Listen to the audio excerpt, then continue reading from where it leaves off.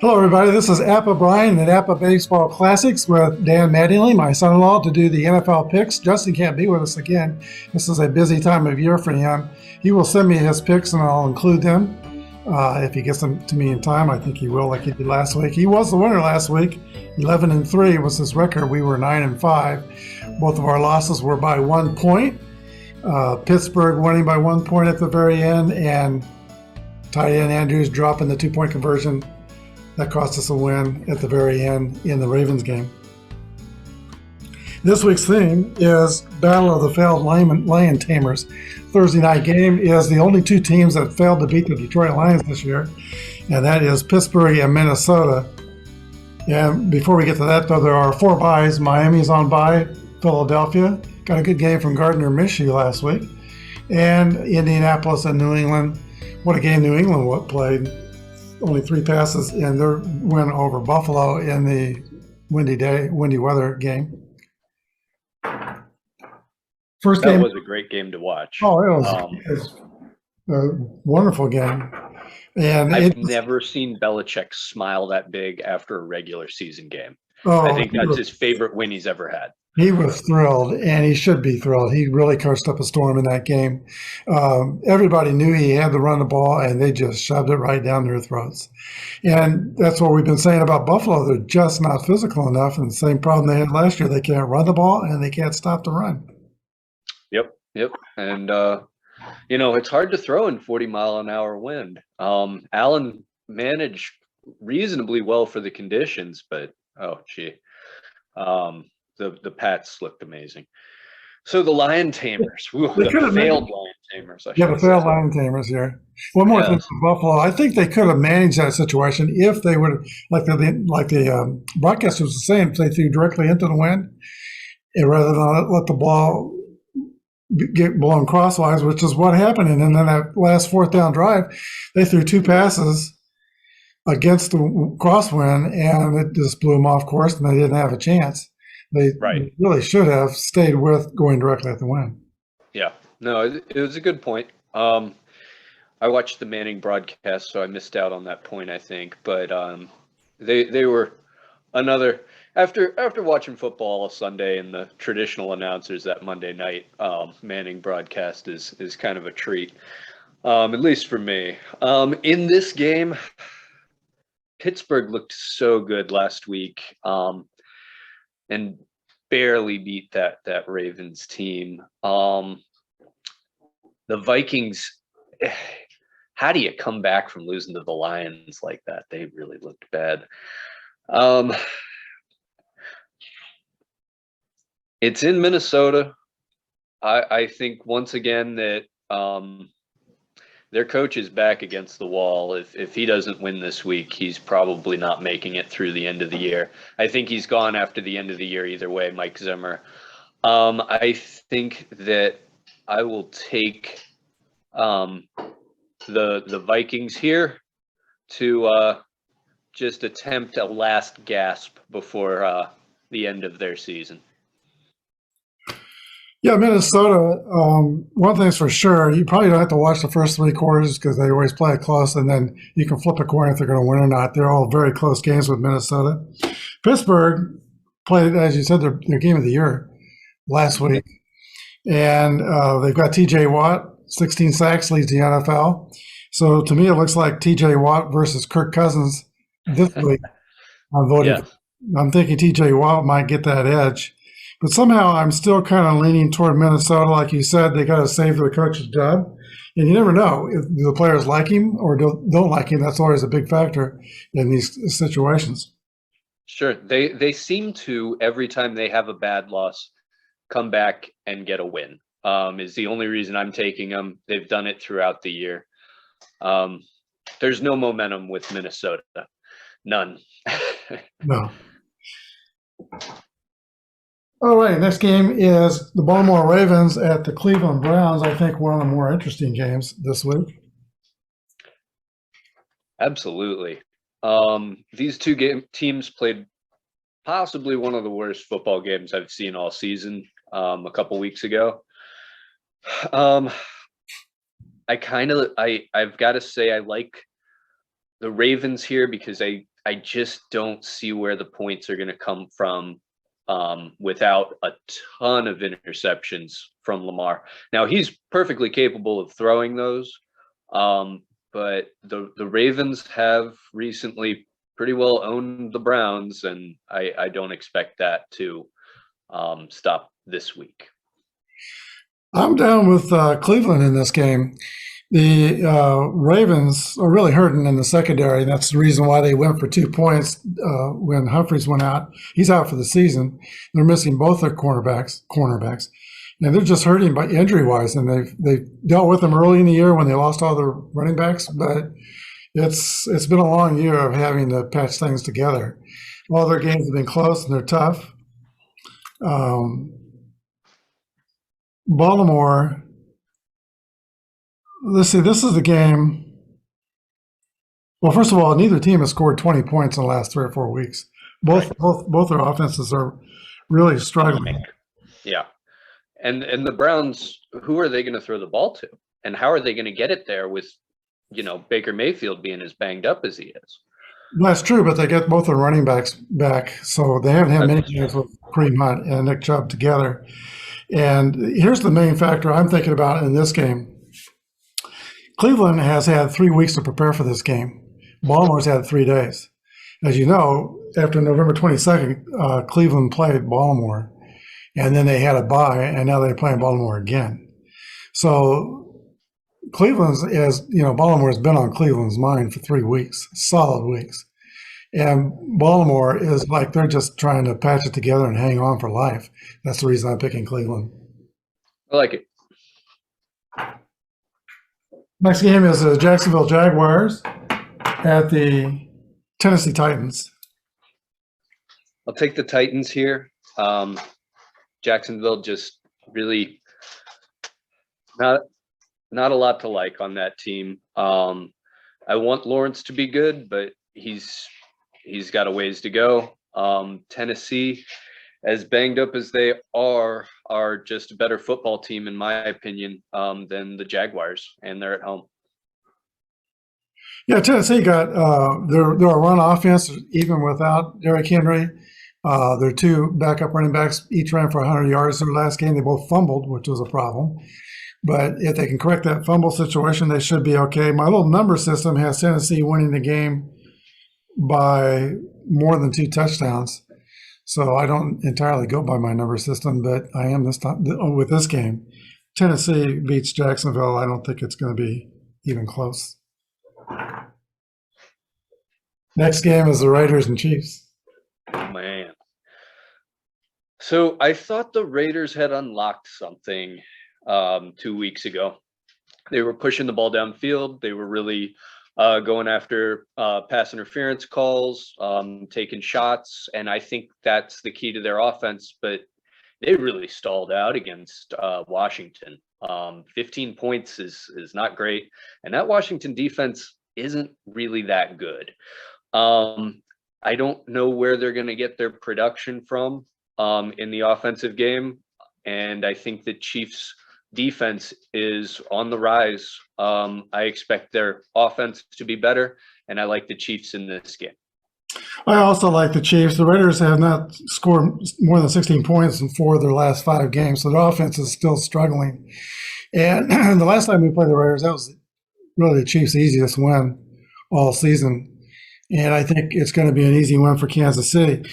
The defense played a phenomenal game against the Broncos. They were just outstanding. And Melvin Ingram, he is getting better every week as he fits into the system. And it's just all working together. Things I didn't understand in the first year, we talked about their defensive issues and how they had so many issues. How could they possibly overcome that? It turns out that they were trying to put in their whole defense so that Spagnuolo could defend against every situation right from week 1, and they were not playing any of their defenses well at all. Right. Now, as time has gone by, they're able to do lots of different things and play lots of different defenses and do them all above average. So I think that's been the difference. And he was preaching patience, and he kept saying we're on the doorstep, and turns out he was right. There you go. Yeah, no, he knew more than us. That's for sure. Now, That's why he's the that's why coach. he's the coach. That's why he makes the big money. Hmm. Now, with Mahomes, that's another thing entirely. He's really messed up. He's been messed up all year. I think he's become a parody of himself to where he's doing too many sidearm throws and improvising too much. And he's lost, I think his fundamentals have gone out the window. In the first 3 years, he had these spectacular ESPN highlight plays, but he wasn't trying to do that on every play. It's kind of like only when he really had to. And he's just overdoing it and become a parody of himself. So I think he really needs to get back to square one and back to the fundamentals. Almost like when Lynn Dawson first came to Hank Stram and the Kansas City Chiefs. Lynn Dawson, a Hall of Fame quarterback. When he first came to the Texans, after sitting for 5 years with the Steelers and not getting in any games, Hank Stram said the Dawson's mechanics were just shot. And they had to go back to square one and retrain him. And that's kind of what they need to do with Mahomes. Hopefully that's what they're working on. I don't think it would be like a long-term project to get him back right, but it's something that demands their attention. I do think the Chiefs will beat the Raiders, but they're going to have to fix the quarterback if they're going to win another Super Bowl. Right. Yeah. No, I mean, it's a big problem with the receivers too. I mean, he's almost nervous to throw it. They drop so many balls, and it's almost like watching guys play volleyball out there sometimes. But again, he's just not as accurate. So those throws that they're dropping are really not great throws. He was so accurate the first 2 years, and I would say pretty much last year as well. His downfield accuracy was amazing, especially in the first year that he was playing. But now his downfield accuracy is just shot, and he needs to get back to his fundamentals. Yep. New England at the Jets. Okay, so New Orleans. Sorry. New Orleans. Yeah. So I was a little shocked to watch Sean Payton stick with Taysom Hill after the finger injury that he had. I think I was a little surprised that they stuck with Hill after he had the finger injury and it was clear that he couldn't throw the ball down the field. I thought it was a disservice to him. I think he's a better player than that. No, he's not the most accurate quarterback in the league, but when you pretty well break your middle finger, you're not really supposed to throw the ball, which is kind of what they tried to do with him. They ran him the majority of the time until the game got out of hand. I don't like what the Jets are doing with their offense. I think that it's where the Pats have limited the playbook to cater to making Mac Jones's life easier. The Jets have just left everything open for Wilson and White and really made their lives difficult as rookie quarterbacks, and they really don't have another option there. Jets defense is pretty good, but I think the Saints have the edge on both sides of the ball here. Yeah, I'm timid about this pick, but I'm picking the Saints as well. Sean Payton has never had a 5-game losing streak since he's been coaching in the NFL. He's got one now. Yeah. I don't think it's going to go to 6, but they are dealing. He always had Drew Brees, too. So that's true. But mostly it's because of the shorthand that they're dealt this year. Devontae Harris, he is suspended now for 3 games. Cam Jordan, the defensive end's out with COVID. They're just shorthanded, and like I said last week, they're taking the field with their JV. Similar to the Ravens in some respects. And the Ravens have dealt with it better than New Orleans. But then again, I look at the Jets, and I watched some of their game or some of their highlights. I think some of their game last week, and they still have secondary players who trip over each other and take each other out in the backfield. It's just you see all kinds of crazy things with that defense. So I'm not picking the Jets. It's going to be New England, I think. And it's surprising because Saleh came over as the defensive guru, the guy that was behind the Niners' great defense. And yeah, same thing with the Chargers coach, and their defense hasn't been all that great. Maybe it takes 2 years for these defensive gurus. Who knows? There's a big rivalry game, Dallas Cowboys at the Washington football team. That's a big one. Dallas has looked really bad. They just don't quite have it together. They're getting pieces back this week. Who do you have in your notes that might return for Dallas this week? Was Gregory coming back? I think he was back last week. He was back last week. But Okay. they have a problem with whether he's going to. They've been playing Micah Parsons at defensive end. Right. And if he plays, Parsons goes back to linebacker. And they torture Parsons in coverage. He's one of the worst cover linebackers by the numbers. And that hurts his pass rush too. Yeah. So I think he's a better rusher than Gregory, in my opinion. Yeah, I think. Oh my, he definitely is. He's out of this world. And then you got DeMarcus Lawrence back. That's a helpful thing too.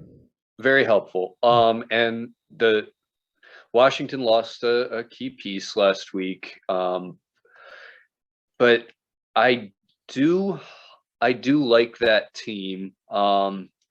They just can't score over 20 points.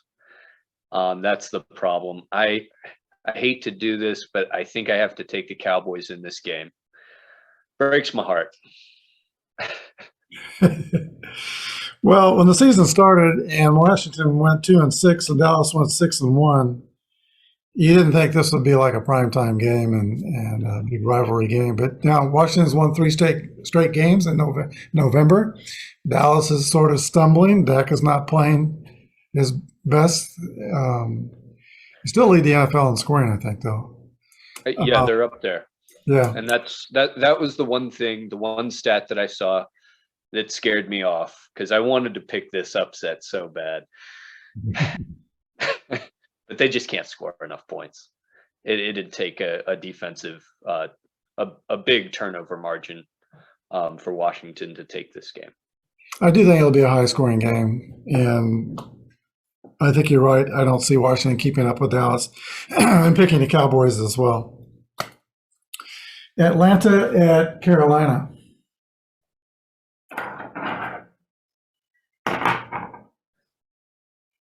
Well, two teams that I thought were going to be in a better spot at this point of the year than they are. I really did expect more from this division.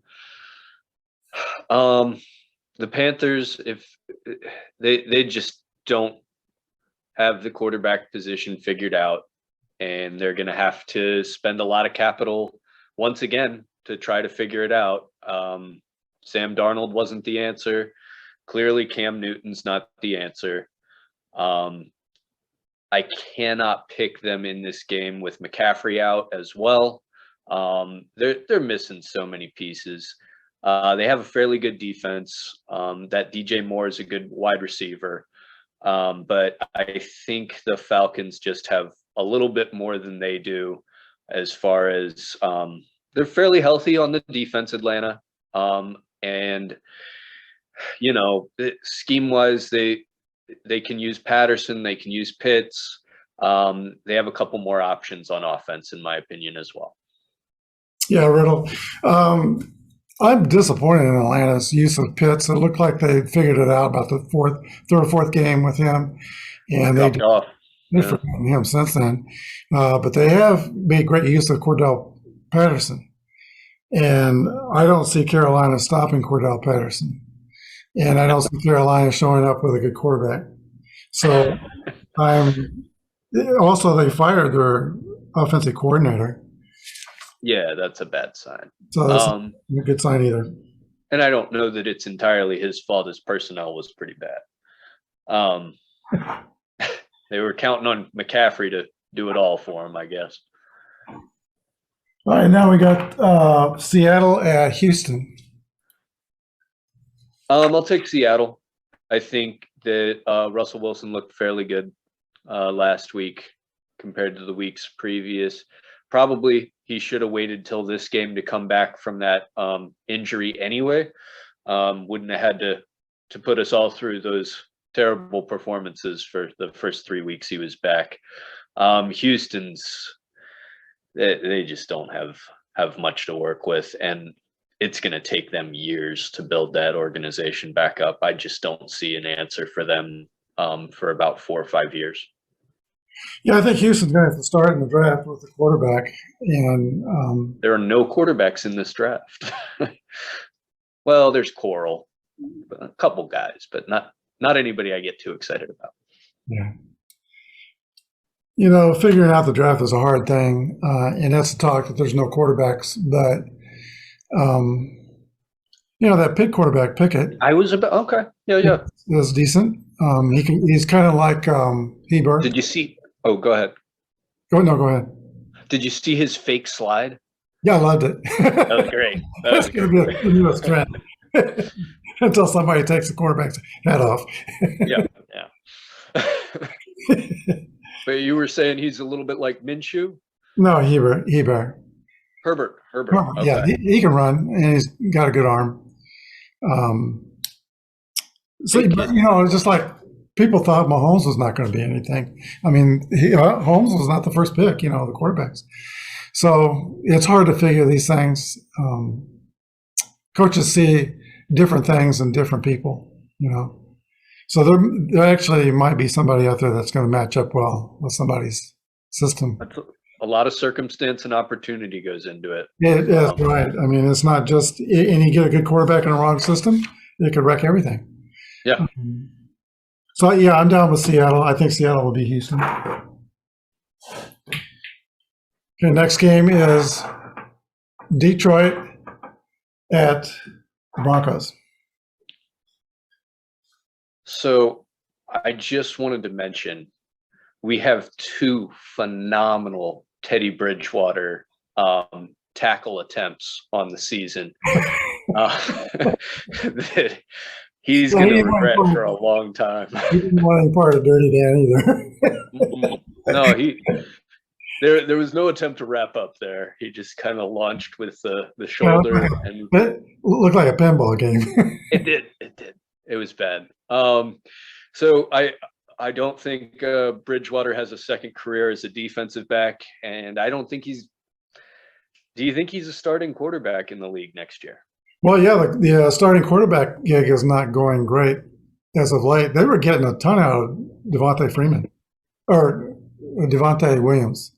That guy is great. The running back there, he's second round pick. Great. Look at that guy.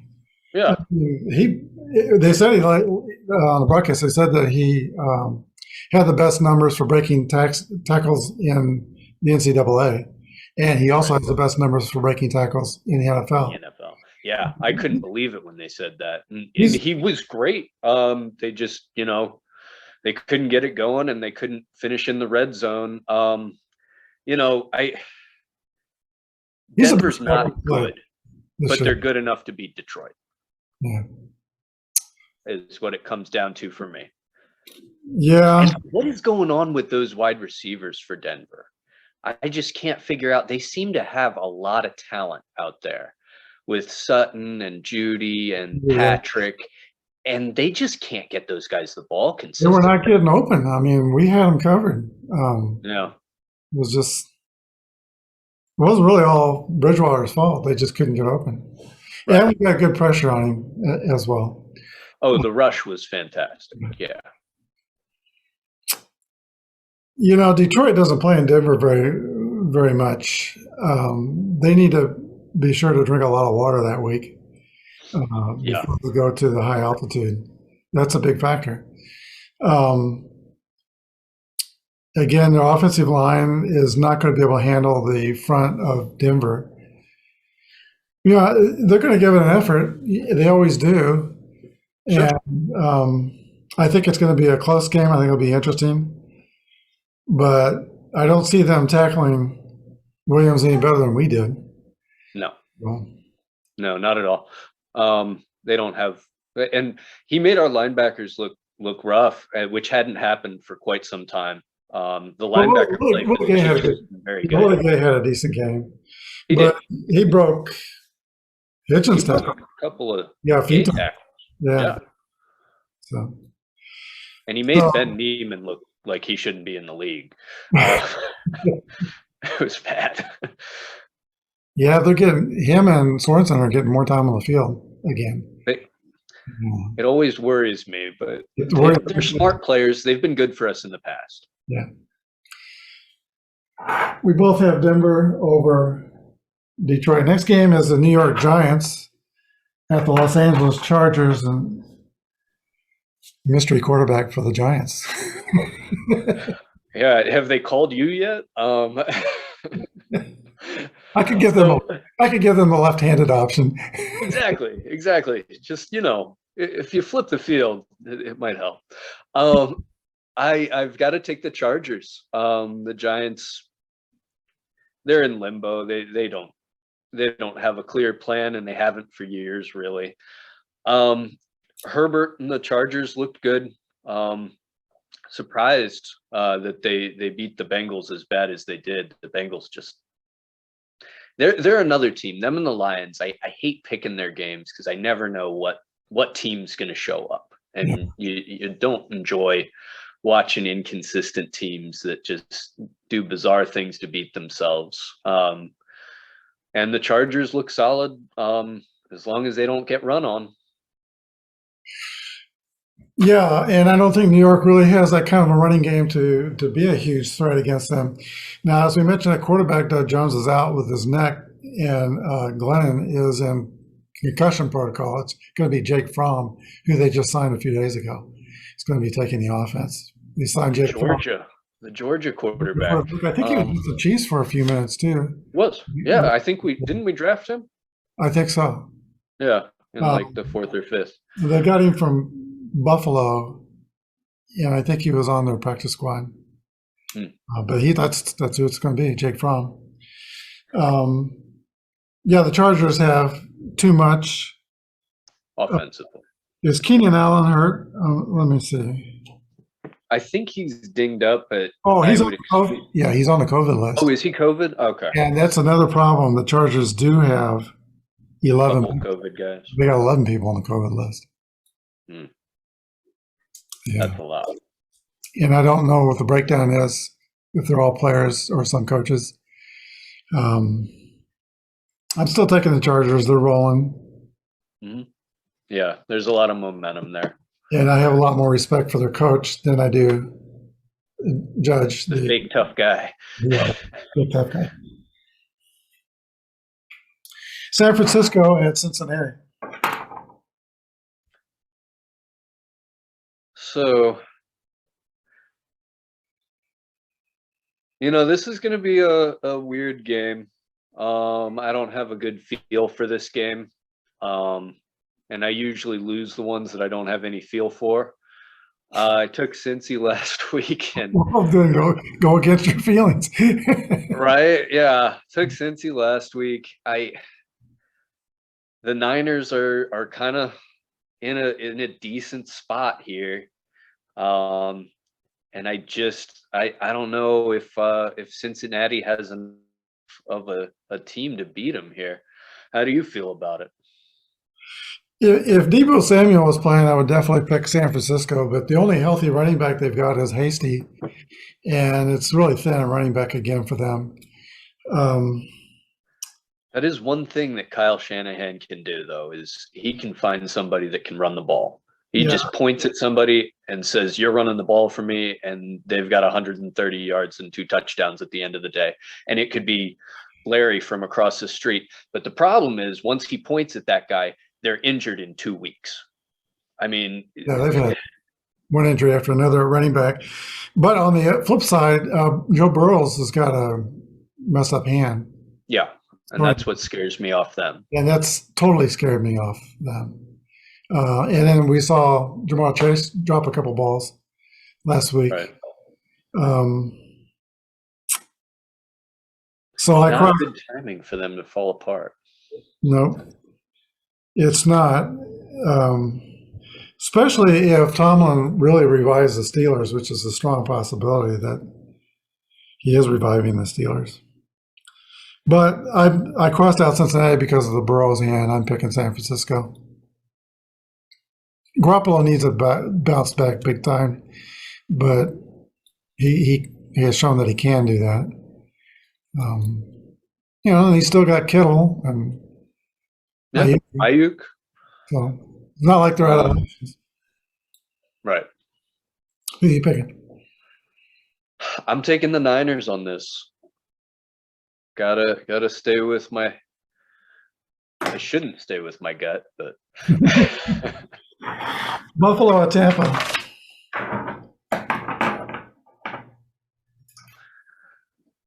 well, you would think maybe this is the bounce back game after the Bills got a little bit embarrassed by the Pats at home. But those were odd circumstances, and hats off to Belichick again for just having a plan to get that team through that game.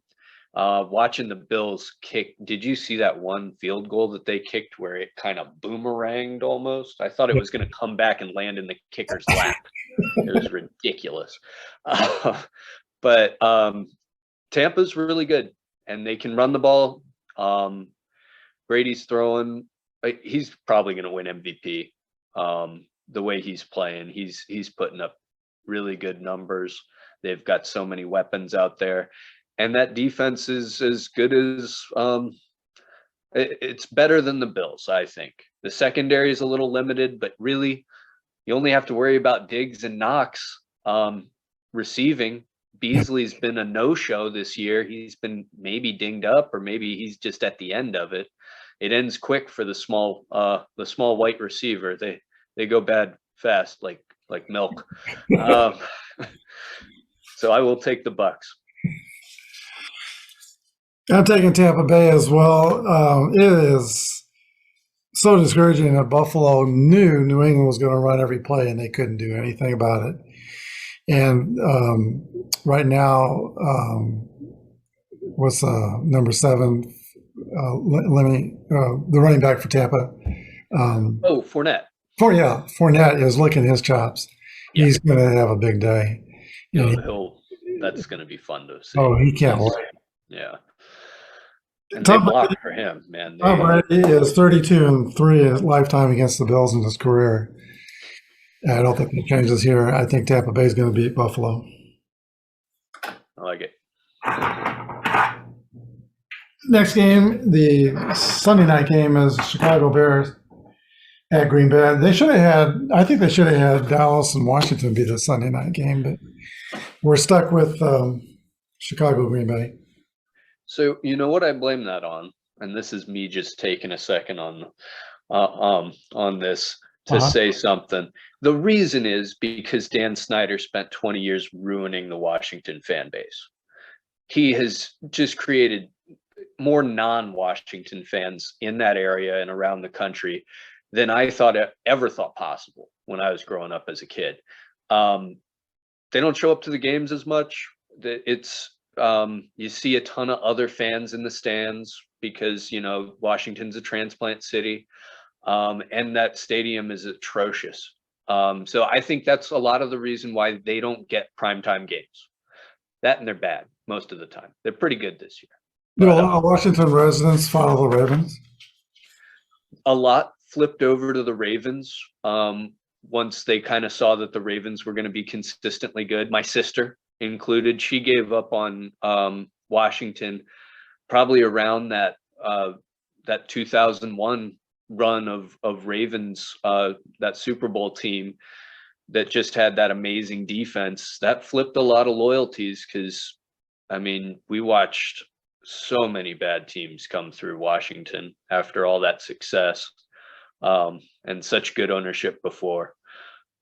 I think I've said my piece. Yeah, I think Justin Fields will be starting for Chicago.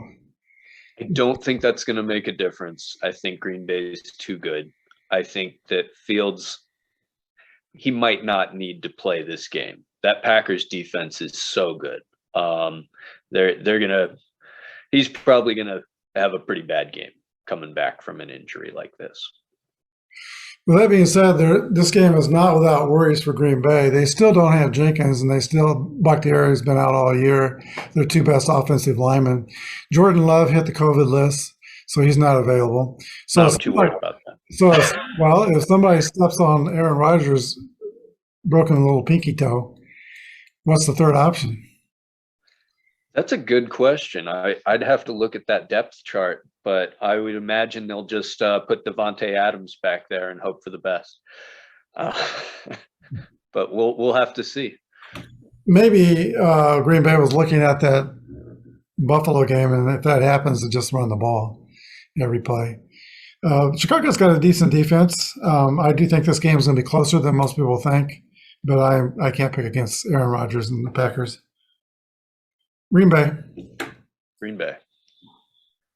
Let's see. They have Blake Bortles. Oh yeah, Bortles. They signed about a week ago. Weeks? They signed the week of the Chiefs game.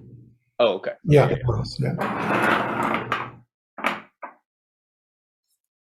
The Monday night game, we got the Rams at the Arizona Cardinals. How impressed are you with the Cardinals after last week? That's a really good team. The Rams they're right there sometimes, and then they come out in other series, and I kind of see where maybe Stafford's back isn't right. Maybe they have a couple too many injured skill position people because, they've got some guys out there. Robert Woods, not having him is a killer.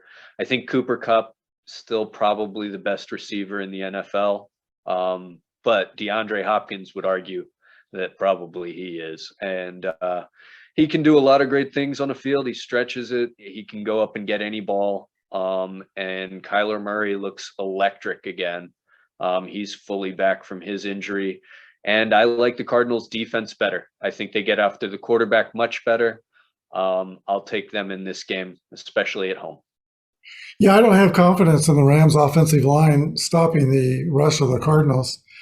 So Stafford's going to be under a lot of pressure. His record against above 500 teams is 9-70, and everybody says, "Oh, that was with the Lions." But he had some weapons with the Lions. Sometimes he had some good receivers at times. Calvin Johnson was the best receiver in the league for a long time. Yeah, and he still couldn't win with him. So Arizona is just too physical for the Rams' offensive line. I'm picking Arizona. Yeah, bad matchup for the Rams. So we differ on the Cleveland-Baltimore pick, and that's it. Man, look at us. And maybe that's my region bias right there. That might be why that is. Yeah, I almost picked Cincinnati, but I'm worried about Burrow's hand. So that was a possible another difference in pick. But yeah, we're kind of right down the line.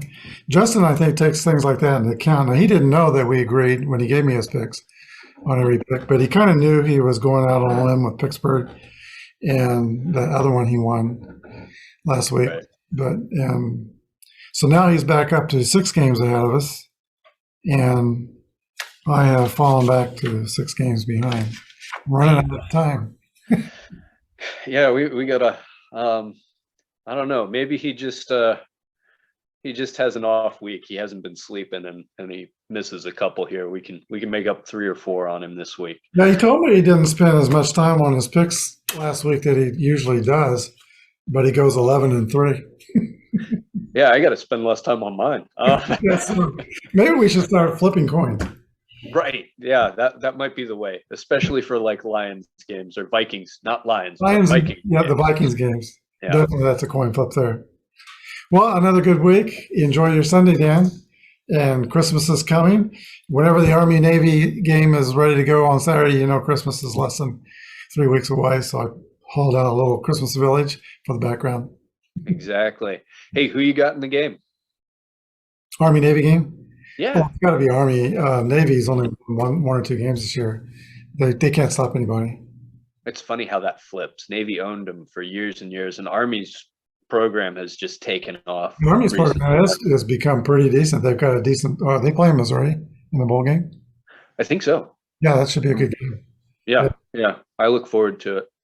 Yeah, I'm looking forward to that one too. Yeah. And when did we want to do our college football picks? Bowl games don't start till December 15th. December. So Yeah. probably next show we'll do Next that. one. Yeah. Okay, great. I'm looking forward to that. Well, look at the top 10 and their bowl games. We'll probably just do the top 10 games, top 10 teams. Yeah. So that might only be like about 5 or 6 games. That we'll Sure. pick. Yeah. Easy enough. Okay. All right. And those Looking forward to will next week. be unofficial on the side. Yeah. Except Unless- you'll keep a record of it, I'm sure. All right. Thanks for joining us, Dan. Have a good weekend. Thanks, Brian. Bye. Bye.